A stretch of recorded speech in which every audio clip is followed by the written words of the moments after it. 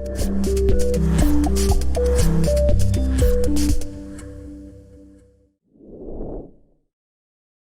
right, tonight's webinar is part one of the coming storm, and we chose that title kind of carefully, but it has meaning. There's a lot going on in Washington, and a lot of this you need to know about for the coming year and for the end of this year. I'm Tyler Henning. I'm fairly new here. I'm the marketing manager, and of course, with me is David Apper, our founder. Hello, everyone. Tonight, we're going to go through a lot of material. We're going to look at the pending tax legislation in Washington, what we think is coming, what we know is coming, and what might happen, and some steps that you should consider doing now to offset the things that we're seeing in legislation, whether it's been passed or whether it's waiting on a vote. So real quickly, everything we're going to talk about today is based on these potentially new laws. We're going to obviously throw out some suggestions about things that might end up changing. Anything we provide is not intended to be, specific tax advice. You certainly should get advice from your tax advisor, or certainly we can. You'll be engaged to be able to provide specific recommendations in your situation. So just be careful when you hear the information today, because a lot of this is just still pending and isn't actually signed into law yet. Well, one of the favorite things that we have, our favorite sayings around the office, is the hardest thing in the world to understand is the income tax, and what's going on in Washington right now kind of has that same feel to it. They're just adding more and more pages to the tax code and adding more and more wrinkles to it. Yeah, the rumor has it that he said that quote back in 1935. And that was when it was closer to a 400-page tax code, I think. But he had a vision for the future, and he probably saw what was coming. Exactly. One of the things that we always like to reference on our webinars is our model. Whether you are a current client or someone that's considering Provident CPAs and physician tax solutions, this is our model. You're going to hear it a lot with us in our onboarding, but it kind of correlates to Maslow's hierarchy of needs. We feel that these are the steps to kind of get you to financial independence. Each one is important. We start with saving, and I kind of, with our bread and butter, our tax planning, tax minimization, and we build on that through some different levels. Our process starts with a strategic blueprint, and we will talk a little bit more about that. We have an outstanding onboarding process where our team will talk with you and go through an education process. It's pretty special. The implementation is what you saw previously in that model. And then the quarterly pulse is something that I think is amazing. I've formerly been a business owner, and I always wondered what kind of ideas my accountant should have for me, but they were pretty reactive and not proactive. So I never heard from them except for tax time. But this quarterly pulse is the kind of thing that's going to have you thinking and considering moves that can be made and moves that need to be made. I want to hand it over to you, David. Great. Thanks, Tyler. So first thing we want to talk about is an overview at a very high level. So again, a lot of this is still in negotiations right now, but we wanted to get ahead of this. We're here in the first week of October 2021. A lot of things could happen over a short period of time. So what we've done, and we'll talk a little bit more about this at the end, we've scheduled 4 webinars 2 weeks apart, so that we can start the building blocks of understanding what the pending legislation is, plus as it starts being passed by the House and the Senate and signed into law, you will know in advance what steps you're going to need to take, rather than how a lot of people are going to hear about this is late in December and possibly not until next year, and the window would have closed to do anything about some of these tax law changes that are going to change this year. So the goal today is to talk at a high level about some of these changes, get you to start thinking about how it might apply to your own situation. We're going to cover 4 different pieces of legislation in somewhat in sequence of how they've been introduced. So the first one we're going to talk about is the bipartisan infrastructure framework. So if you remember, back in the summertime, there was a kind of discussed in the press a part one and a part two. So part one is this infrastructure bill that had bipartisan support by a handful of senators and representatives.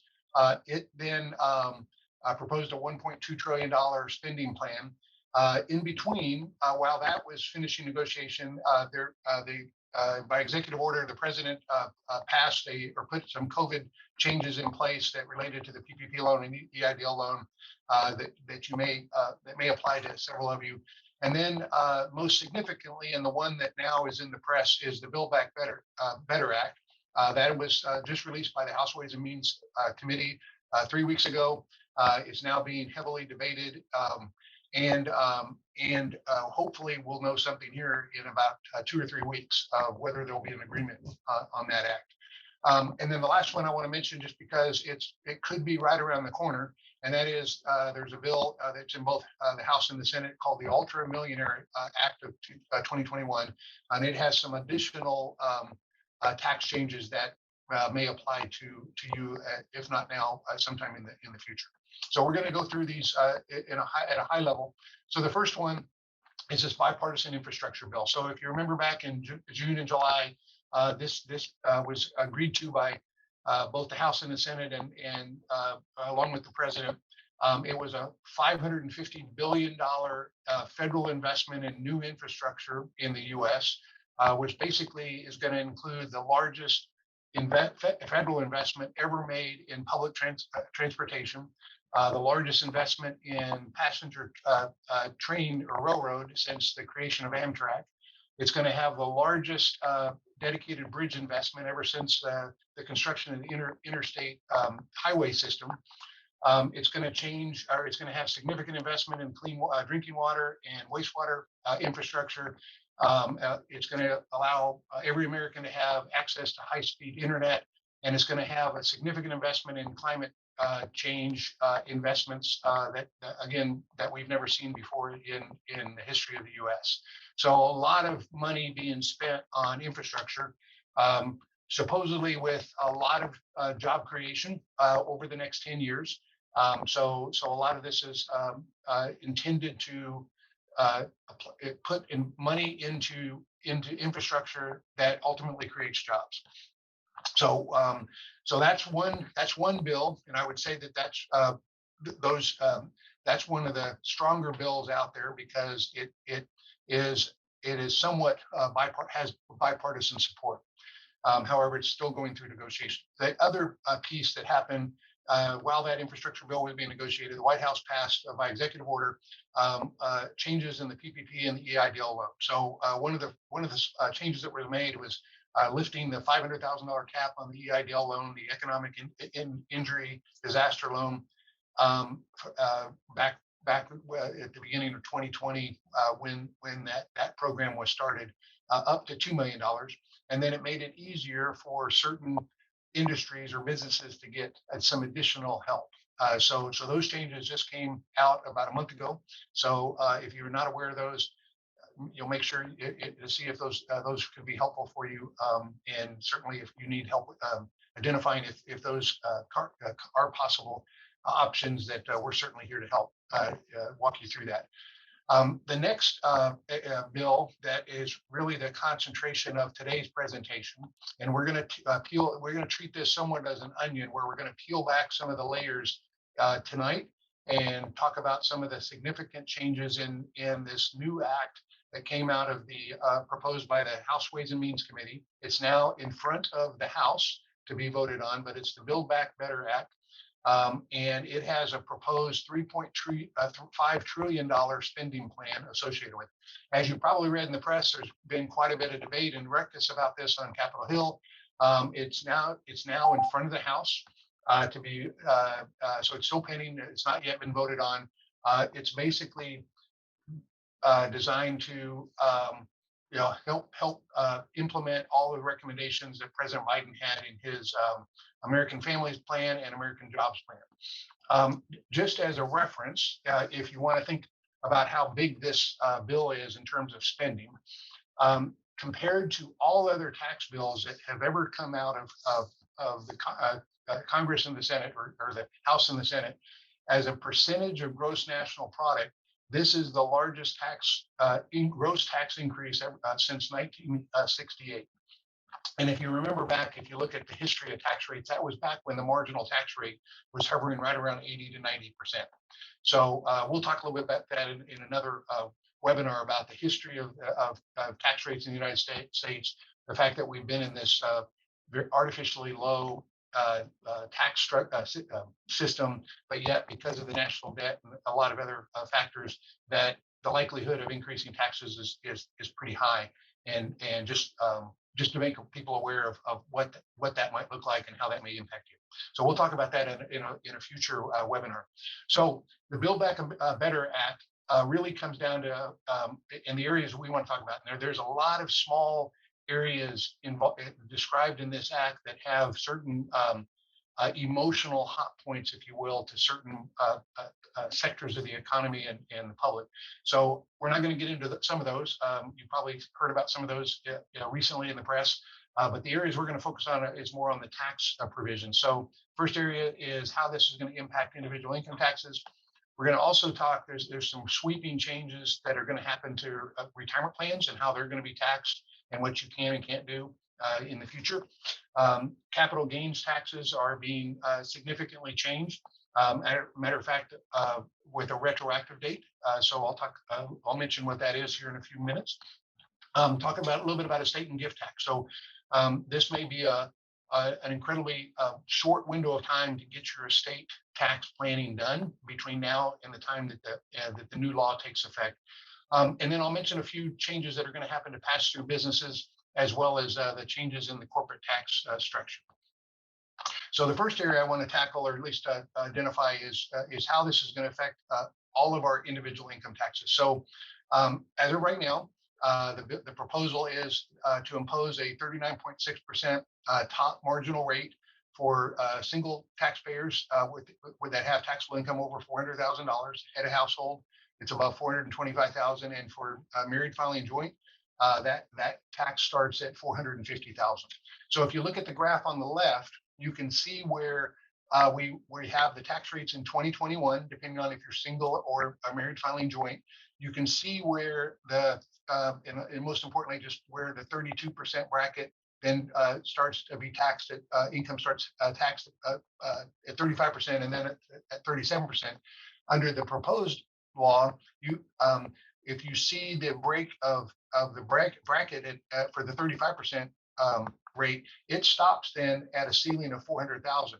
And then in the future, so for 2022, those taxpayers who are single that were in the 35% bracket between 400,000 and about 525,000, they're going to jump all the way up to 39.6% marginal rate. So it's a pretty big jump for them. Now the 37 to 39.6% may not be felt as much as the ones that are in that window of 35%.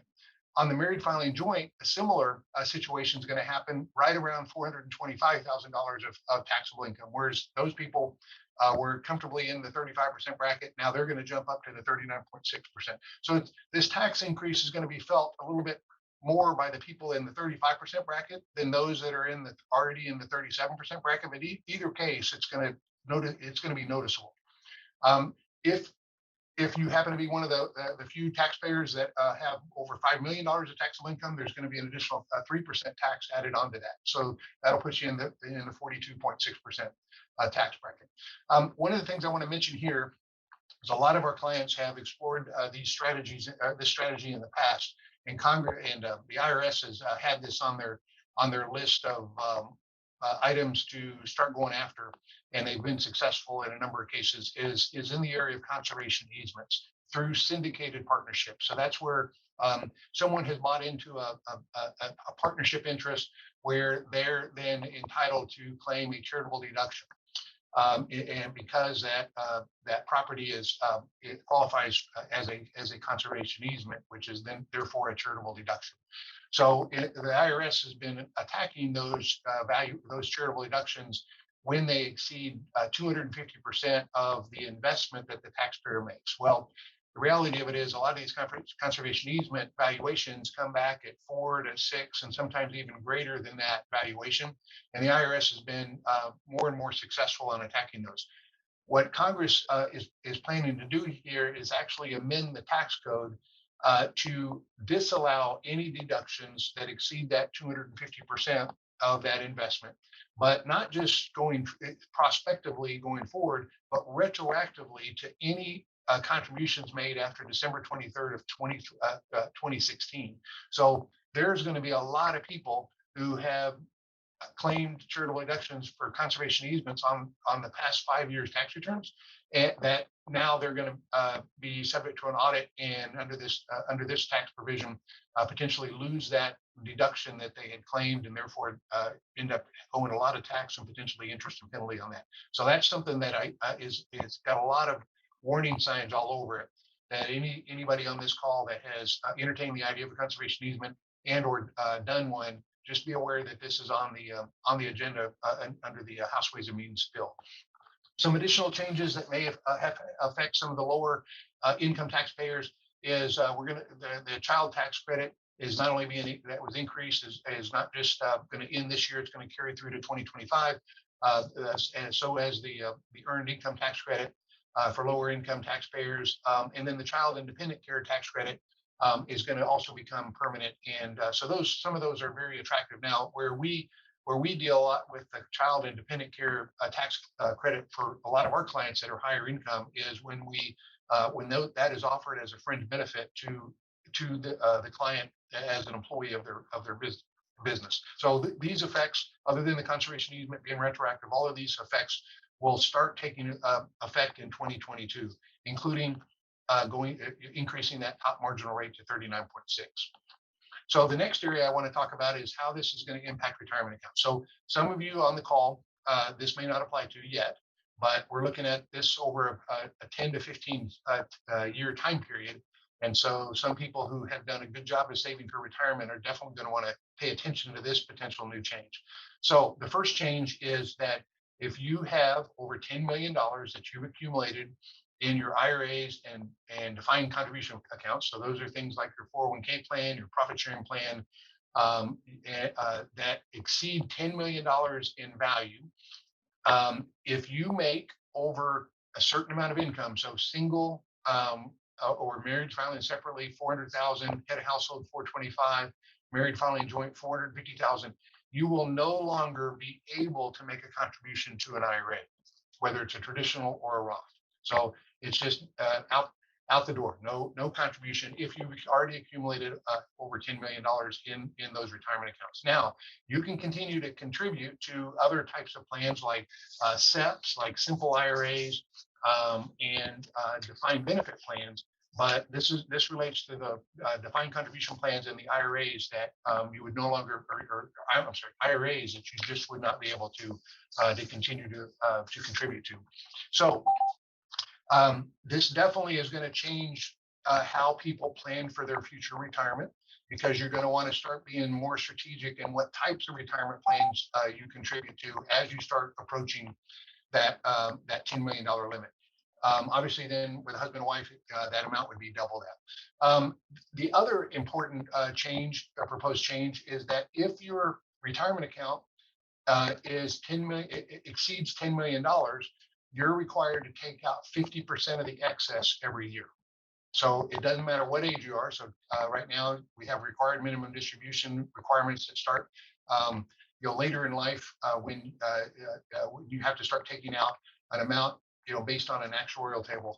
But if you happen to be very successful in accumulating retirement assets and you're now over the $10 million amount, you're going to have to start taking out at least 50% of everything that that goes over 10 million.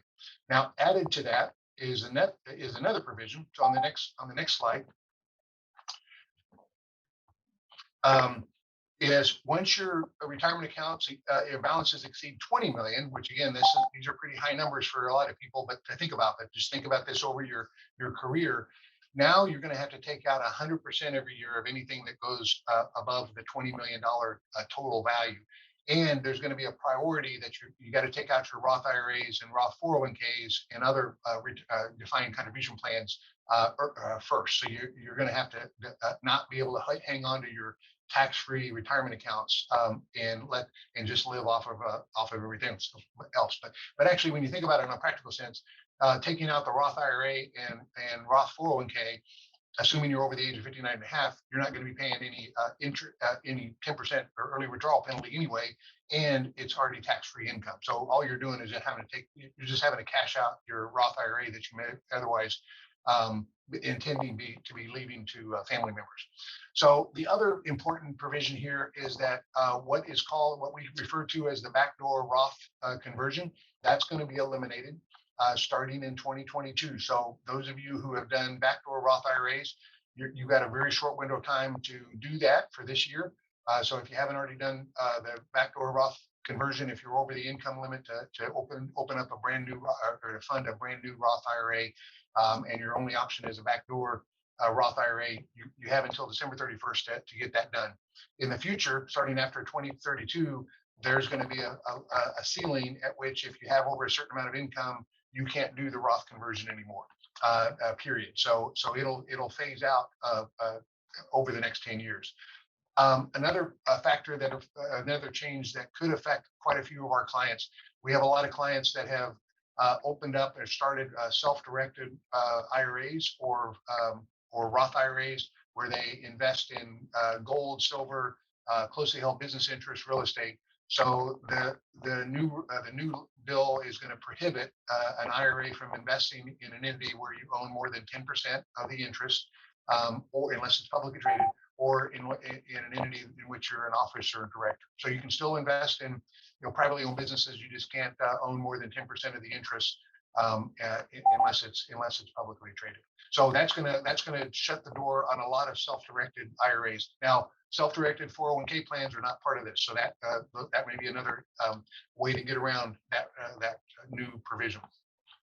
So next, let me talk a little bit about the changes in the capital gains rate. So this is quite dramatic for a lot of people who are in a relatively modest amount of taxable income. So under the new provision, right now, if you have under 445, if you're single and under $445,000 of income, you are taxed. I'm sorry, if you're under 445,000 of taxable income, you're taxed on capital gain at a rate of 15%. If you're married filing joint, any capital gain between $80,000 and $501,000 in 2021, you're taxed only at 15%. Under the new proposal, if you have income over 400,000, so that's all income, including W-2, interest income, dividends, all of your capital gains, all capital gains, if your total income is over 400,000 now, is going to jump all the way from the 15% rate up to 25%. So those single individuals that have income between 400 and 445, which before that was only going to get taxed at 15% before you jumped into the 20% capital gain rate. Now you're going to have that 25% rate. So that's a pretty significant jump in capital gains. If you're married filing joint, same thing applies, where now they dip down to as low as 450,000 of total income. You're now going to be subject to that 25% capital gain rate. For those of you who have a partnership interest where you receive a carried interest in the form of, in exchange for services, the holding period for you to get long-term capital gain treatment now is going to go from 3 years to 5 years. So that applies to venture capital firms and hedge funds more likely than others. So most important piece of information on this page, besides the 25% new rate, is the effective date was September 13th, 2021. So that was when the House Ways and Means released their proposal for the Build Back Better Act. Unless you have a binding sale agreement on or before September 13th, any capital gain that you have or you recognize or incur after September 13th are going to be subject to potentially the higher tax rate.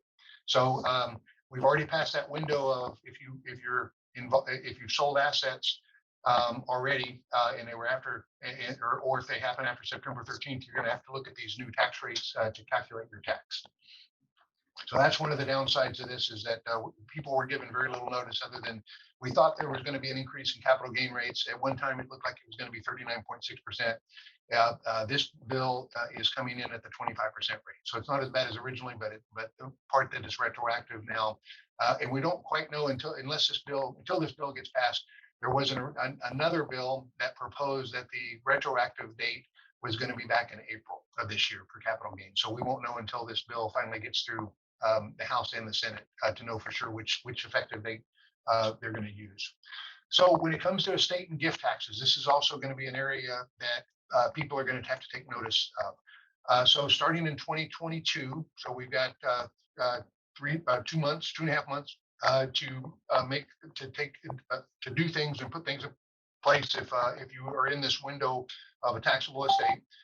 Right now, we have an estate tax exemption of $11.7 million per husband or wife, so combined is over $23 million. That's going to be cut back down to just over $6 million starting in 2022. So that was originally going to be what the law became or changed to in 2026. So all they're doing is accelerating when that we revert back to the old estate tax exemption. In addition to that, the bill is eliminating a lot of the more popular wealth transfer strategies that we've been used to for the last several decades. One is the use of irrevocable grantor trusts to transfer assets from a wealthier generation down to a younger generation, and use these irrevocable trusts as a mechanism to do that. Another significant change is going to be that the discounts in how an appraisal is done for purposes of valuing those gifts of closely held businesses is also going to be eliminated. So that's been a very popular strategy that has been used. So again, you've got a short window of time if you're in that window of potentially having a taxable estate. Now, keep in mind that life insurance, if you own it or you have what are called incidents of ownership, life insurance proceeds are something that could be included in your taxable estate. So, and there's some ways to get that out of your taxable estate. So if you add up your net worth, add your life insurance to it, retirement plans, if you're hovering at or around that $6 million amount, you probably want to get a meeting set up as soon as possible with an estate tax attorney to get their advice on how you can reduce your taxable estate. Again, that's going to be effective January 1st of 2022, or whenever this bill gets enacted, whichever is earlier. So certainly don't want to wait and just assume that this is going to be, they're going to punt until the 1st of next year. So that's the effect on estate and gift taxes as it relates to pass-through entities. So this is in the area of partnership, ownership of partnership interests, or S corporations are another popular business entity that a lot of our clients own. So we've had a nice tax benefit under a tax deduction under Section 199A or Cap A, which is 20% of your net income from a partnership or an S corporation. You've been able to take that deduction subject to certain phase outs if you were in a specified service business. That's going to change. That's going to change to where that's going to be eliminated, subject to a phase out, if you are a joint filer with over $500,000 of income, or a single filer with over $400,000 of income.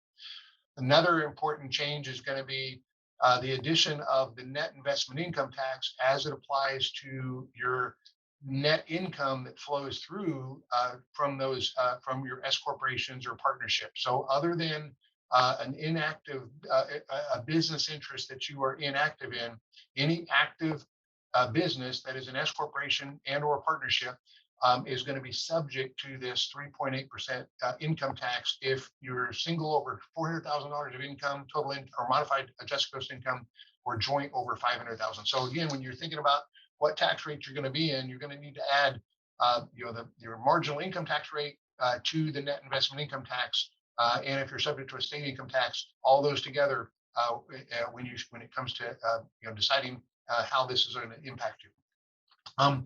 There is going to be a window of time, which may be a good opportunity for some S corporations to rethink whether they need to be reorganized as partnerships. Typically, when a S corporation converts to a partnership, for tax purposes, that's treated as a deemed distribution, which is a taxable event.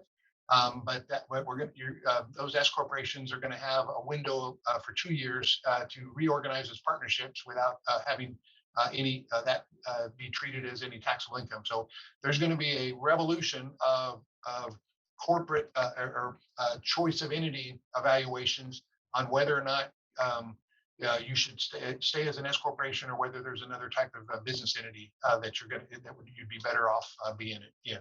So that's the effect on pass-through businesses. Now, the last area I want to talk about is how this is going to affect corporate taxes. So we've all been hearing about the new tax rate for C corporations or taxable corporations is going to increase to 26.5%.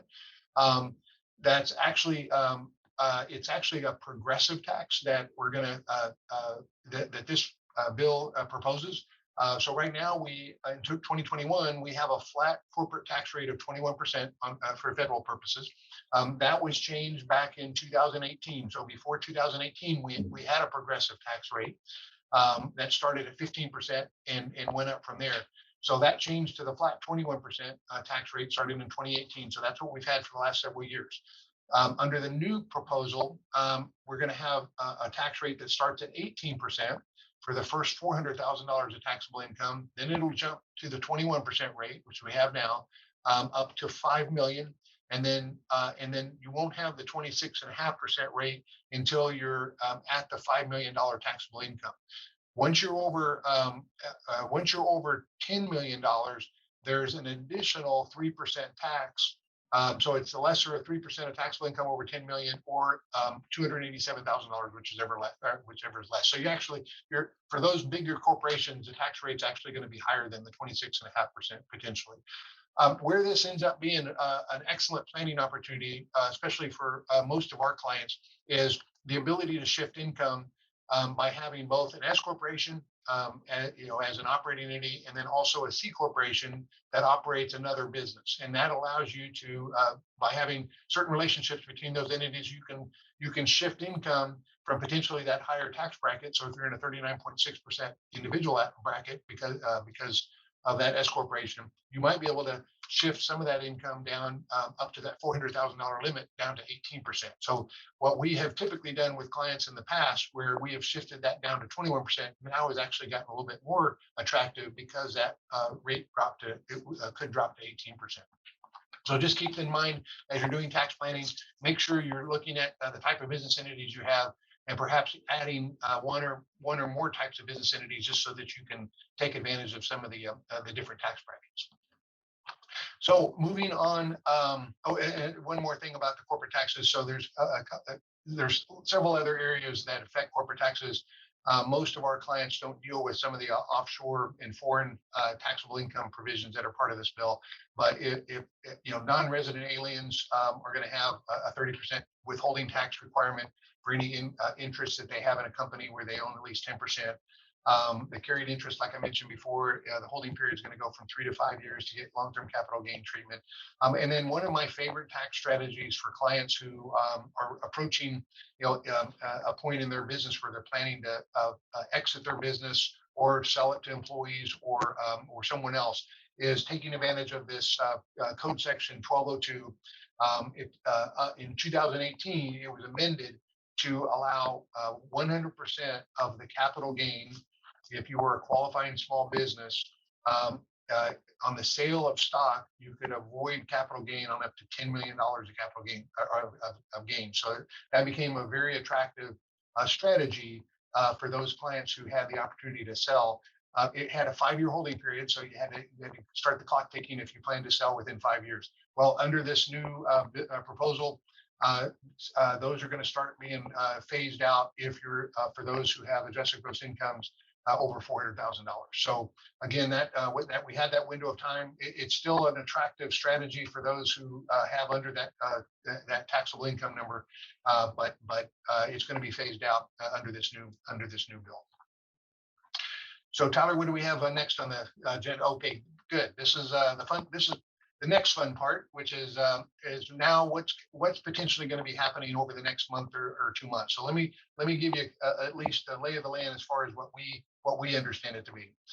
So keep in mind that this Build Back Better Act just came out of the House or the Ways and Means Committee. It's now in front of the House, has not yet gone to the Senate. So the House has first got to vote on it and debate and negotiate it. And there's a lot of negotiation that's going on. So it's not been voted on yet. The House attempted to pass the bipartisan infrastructure bill, but that's been stalled because of the negotiations on the Build Back Better Act. So as a result of that, no bill was voted on yet on the bipartisan bill. And what it looks like is, these two bills are going to be tracking along, and they've got to first be they've ultimately got to be negotiated and approved by both of the House and the Senate. So there's a lot of negotiation that obviously still has to be done. So what we're giving you is what the House Ways and Means Committee has proposed. It's certainly a long way from becoming law. So just to tell you where these bills are right now. So the infrastructure bill passed by the Senate back in August. It's sitting in the House right now, waiting for a vote. The Build Back Better Act, it's in the House. Or the Senate basically is waiting for the House to pass it. So it just came out of the Ways and Means Committee. That was introduced back on September 12th. So that just tells you where these two bills are right now. What we are speculating, so again, this is what we read from a lot of different places that we try to find this information, is this capital gains tax rate is still in motion. Originally, it looked like it was earlier in the year, it was going to be up to 39.6%. Now it looks like out of the Ways and Means Committee, it's going to be down to about 25%. So potentially somewhere in that range. We don't yet know if that retroactive date is going to be back in April under one bill that was proposed submitted then, or it's going to be that September date. So for those of you who have high taxable income and could be in that higher tax bracket, just be mindful that if you haven't already sold your property, you're going to be probably subject to that higher tax bracket because of one of those two retroactive dates. Corporate income tax rates could hover or end up landing somewhere between 25 and 28%. The top individual rate looks like there's bipartisan support for that to go up to that 39.6. There is talk about removing the step up in basis. So at the end of your lifetime, the fair market value or your tax basis of property that you own at the end of your lifetime gets stepped up to fair market value, so that when your heirs sell that property, they don't have to pay capital gains tax on that. There's talk that may come back to where that's only going to be limited to gains up to $1 million, and then eliminated for assets above that or net worth. And then, like I mentioned, the carried interest that looks like it's settling at around the 5-year mark. So that's probably where things are going to end up in those areas. The net investment income tax, that looks like that's going to settle at about that extra 3.8% is going to be applied to individuals for S corporations and partnership income, somewhere with individuals, single individuals over 400,000 and married filing joint over 500,000. There definitely looks like there's bipartisan support on capping the Section 199A to 400 to 500,000 of income, and then depending on where the corporate tax rate ends up, we could still have a minimum corporate tax of at least 15% that applies to some of the larger corporations. So those are a couple of other things that we could see. Now, there's, like I mentioned earlier, there's the ultra millionaire tax bill act that was submitted or proposed back in the spring. It's in both the House and the Senate. But one of the things that it mentions is the introduction of what is described as a new tax on wealth. And so this is right now we have an income tax, generally speaking, that people pay on their income every year. And then we have an estate tax on the value of your taxable estate at the end of your lifetime. This new type of tax could be a tax on your wealth during lifetime based on the value of the assets that you have. So the rationale and how this system could come into play is that real estate holdings, generally you know what the assessed value is through knowing what your property values are. Publicly traded stock is obviously valued at fair market value. So So there is data out there that would allow the federal government to be able to track and monitor what someone's net worth is. So on the next slide, where this, I'm sorry, I guess that was, I had another slide that I was potentially going to add. So just be careful, or just be mindful that there may be another tax around the corner above and beyond what we've already talked about with income tax and estate taxes, if that's not enough. That may be an annual tax on net worth for ultra wealthy. And we don't know yet what that ultra wealthy amount or that number is going to be, that people are going to be subject to that. So just real quickly, and again, these are very high level, 30,000 foot view concepts. We're going to drill down to these every time we have a webinar and get more detailed with specific recommendations and with some examples of how each of these and additional ones may help you as we know more about what these tax law changes are going to be. So just keep in mind that normally you want to defer income, especially if your tax rates are high this year and they could be lower in the next year. In this new regime that we're moving into, you're definitely going to want to know what your potential tax rate is going to be under the new tax law. Can try to do all of the tax planning you can in the current year, and then determine, does it make sense to push that income push that income into the current year if you have the ability to do that. So if you're in a business that allows you to accelerate that income or to take that bonus or whatever that is, go ahead and take the income this year because you know you're going to be in a lower rate. The flip side of that is it may be better to defer deductions. So a lot of times everyone's scurrying around to try to find write-offs that they can take advantage of for the current year. You want to be careful to do that if your tax rate's going to go up next year, because that deduction may be worth more by waiting to take that deduction in the year you're going to be subject to that higher tax rate. And to the extent that you have already sold property before one of those retroactive dates, you definitely would have been, you'd be better off if you had accelerated that capital gain into this year versus if you're subject to that 25% rate next year. The fourth item that we'd like to mention is, again, this is a more detailed analysis than what we're going to talk about today. Make sure that you're looking and evaluating potentially utilizing a C corporation somewhere in your business if you don't already have one. The only exception to that lower 18% tax rate is if you're a personal service corporation, which was on the slide before. I forgot to mention it. Those personal service corporations, which that's been defined, in past tax law, you're going to be taxed at a flat 26.5% rate. But all other C corporations would have the benefit of that lower 18% rate. So if you can set up a business that you can also have, in addition to your S corporation or partnership, that is a C corporation that's not a personal service corporation, that should definitely be considered. Probably the biggest and most important thing for those of you who have been successful at accumulating wealth inside of retirement plans, just be mindful of that new ceiling and or the ability to convert some of those retirement accounts that otherwise you've kicked the can down the road and you're going to pay ordinary income tax when you retire. You may not want to let that continue to happen, especially if you're getting a tax deduction today at a lower rate, and you're only going to be kicking that can down the road when you're going to have to take that money out at a much higher rate.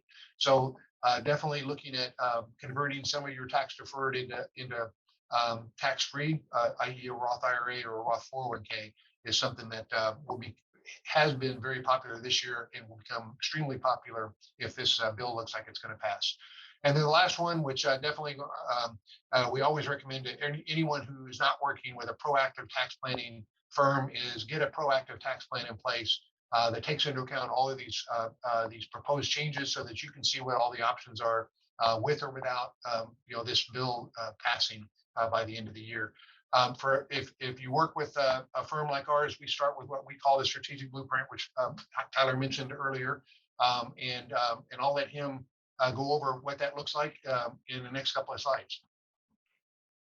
Yeah, like we said, this is our process. It starts with a strategic blueprint. What we do is we look at your last 2 years of tax returns, and we have you fill out a questionnaire. And from that, our tax experts give you some recommendations and give you a look 5 years out of what it might look like if you implement these recommendations. From there, if you like what you see in that strategic blueprint, we would love to have an engagement with you, and that starts with onboarding, a great educational session where we kind of teach you along the way and we exchange some information to get the job done.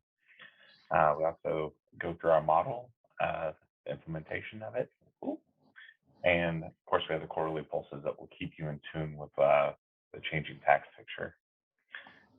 There's two ways really to get started with this. If you're not ready to jump into that strategic blueprint today, you can always give us a 30-minute Zoom call where you talk directly to our team and they'll explain a little bit more about how we do what we do. That's a good way to get started. But being the end of the year, the way to go really is a strategic blueprint. We figured out today, David and I, that we think we can only accommodate 50 blueprints by the end of October. It takes some time for our team to do to run the numbers from your tax returns and the questionnaire. So I would definitely hop on this offer, and I will put those links in the chat while we're doing the question and answer session. It's $1,250, but we guarantee that we'll find 10 times the savings of the cost of the blueprint.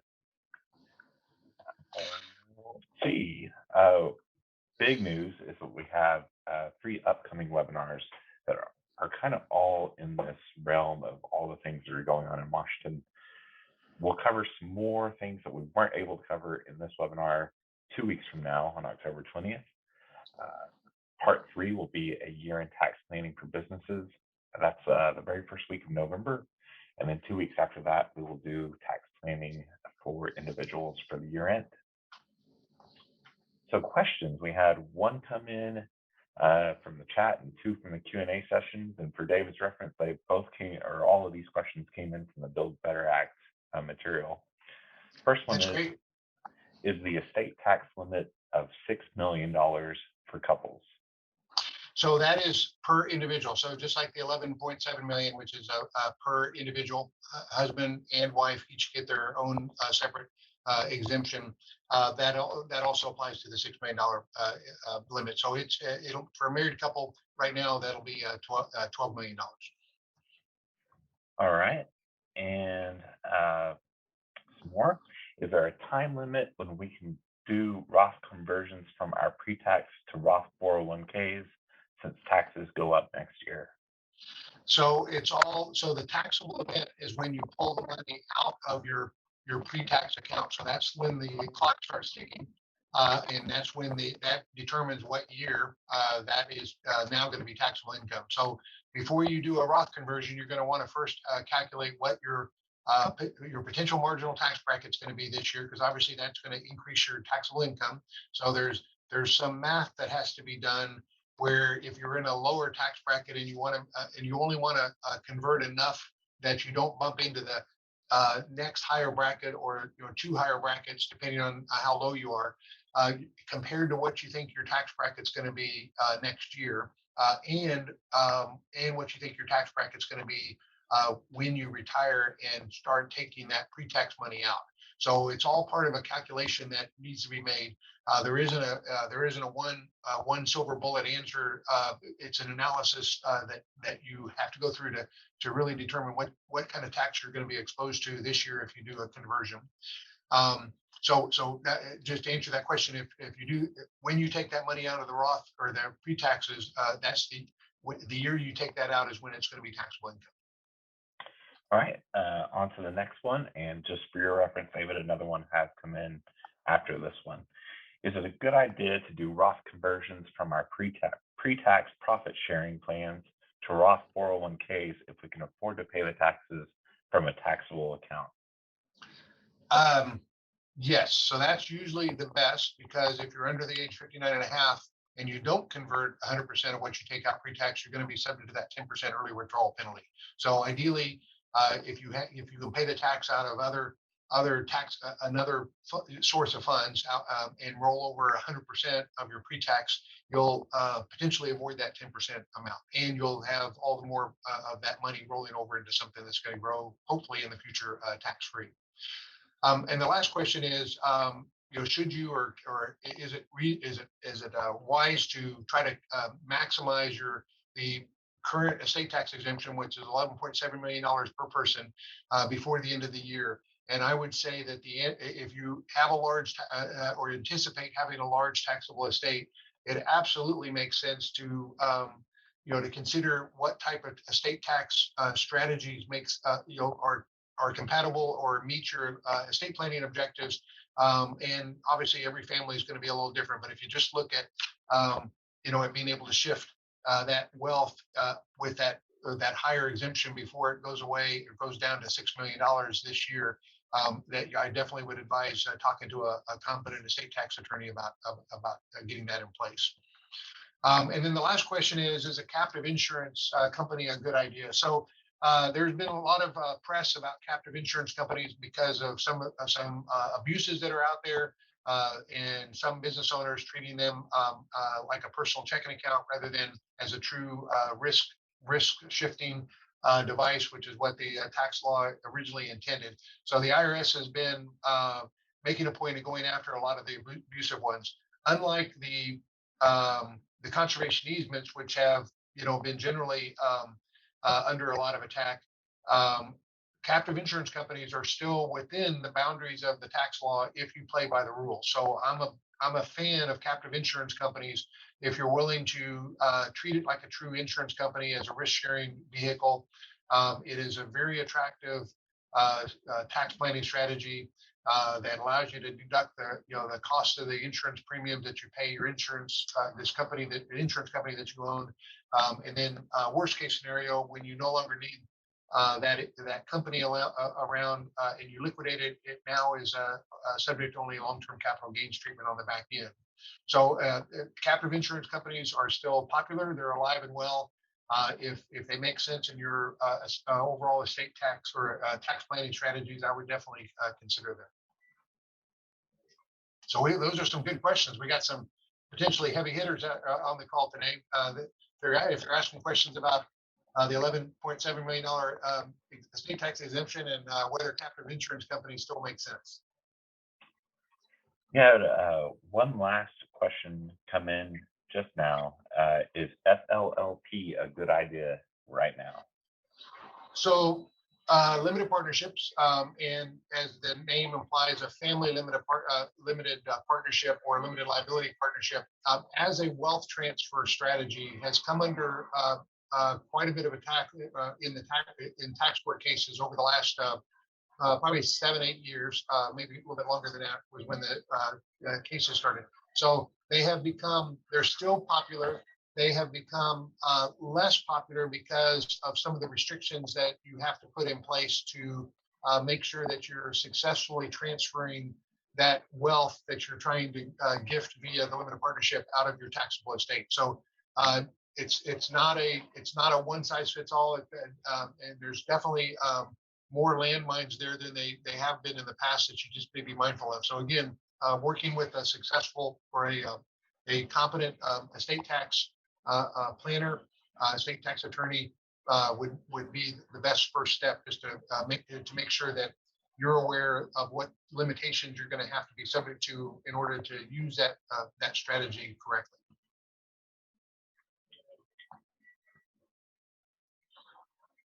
Oh, we have one more if you're ready for it, David.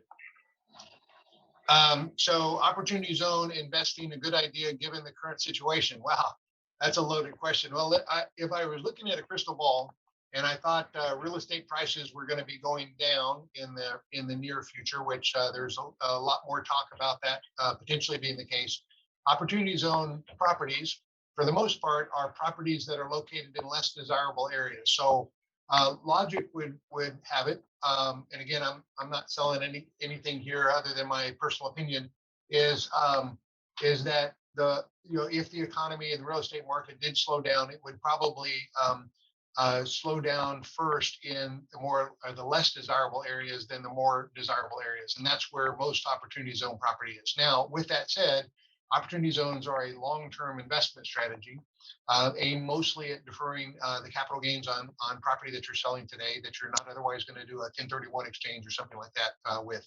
There's other tax or capital gain mitigation strategies other than opportunity zone that you should probably look at, rather than potentially be forced to make an investment in less desirable real estate just merely to try to avoid capital gains. Wow, there's some really good questions. So, but what I'm celebrating is the fact that we were able to pull this off, Tyler, in just under an hour. So we gave enough time for some questions and answers. Try to stay on cue with all the topics. Again, this is a step-by-step process that that we're going to take people through who are willing to participate in these webinars. Try to make them very informative, very relevant, very timely, especially as this this legislation continues to evolve in the House and the Senate.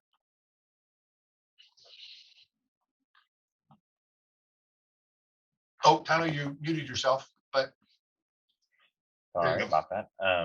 I just wanted to say thank you to everyone who came out tonight and viewed the webinar or maybe saw it on replay. Make sure and stay tuned to your email for some communications on future webinars, and we'll always be out there on Facebook and LinkedIn. So if you want to follow us there, that'd be great. I guess we end this with thank you and have a great night. Great. Thanks, everyone. Thanks, Tyler.